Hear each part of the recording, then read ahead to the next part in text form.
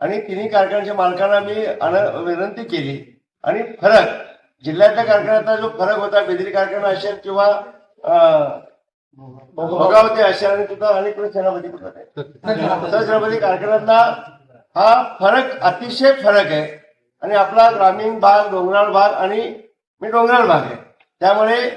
120 किलोमीटरचा जो अंतर आहे त्यामध्ये खर्चिक होता त्यांच्या गोष्टी मला पटल्यानंतर आम्ही सगळ्याच लोकांनी विचार केल्यानंतर आम्ही विनंती मान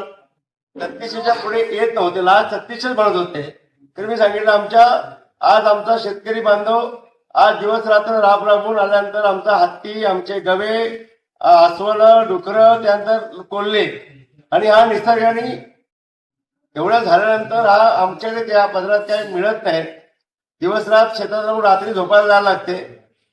दिवसा पण शेती कर रात्री पण झोपायला जायला लागते आणि त्या दृष्टिकोनातून आम्हाला हा जो मोबदला आहे तो आम्हाला शेतकऱ्याला कुणाला समाधानक नाही कारण कमीत कमी तुम्ही तरी तुमच्या अन्याय नका करू आणि तुम्ही चंदगडच्या सर्वात आमच्या शेतकऱ्या बांधवांना तुमच्याकडून खूप अपेक्षा आहेत आणि तुम्ही आमच्या विनंतीला मान करून कमीत कमी 3400 करा म्हणून आम्ही आग्रह केला काय त्यांनी 5 एकरचं तुमचं नुकसान असेल ते म्हटलं भविष्यात आमच्याकडून तुम्ही पुन्हा कव्हर करून जावा आमच्या चंदगडकर तुम्हाला मनापासून आशीर्वाद देतील आणि आमच्या शेतकरी सोबत शेतकरी सगळंच बांधव आम्ही तुमच्या सोबत राहू आणि खांद्याला खांदा लावून आम्ही सगळं कारखान्यासंदर्भात सगळे एका मनाने आपण सोबत राहून काम करू हाच उद्देशाने 3400 हा वाढीव म्हणजे वाढीव आपण 300 रुपये वाढीव आपण दिला आणि उद्या भविष्यात ह्या गोष्टी आपल्याकडे आंदोलन करा आपल्या शेतकऱ्यांचे टॉलर आपण शेतकऱ्यांच्या नेत्यांनी तोडा जाळपोळ करा हा चंदगडमध्ये ह्याच्या पुढे असे आंदोलन काय होऊ नये आणि अशा तथाकथित नेत्यांना पुढे तर आश्रय मिळू नये म्हणून आम्ही पुढाकार घेऊन सामंजस्यपणाने तिन्ही कारखान्याचे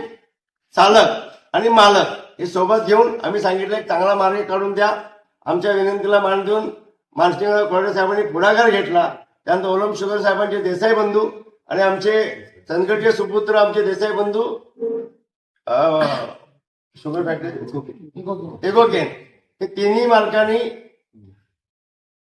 एका शब्दामध्ये 3400 करोड रुपये कबूल केलेत आणि मनापासून तुमचं चंदगडचे सर्वच बांधव शेतकरी बांधव तुमचं मनापासून तुम्हाला खूप खूप धन्यवाद देतो त्यांच्याकडे मी तुम्हाला धन्यवाद देतो आणि शुभेच्छा देतो.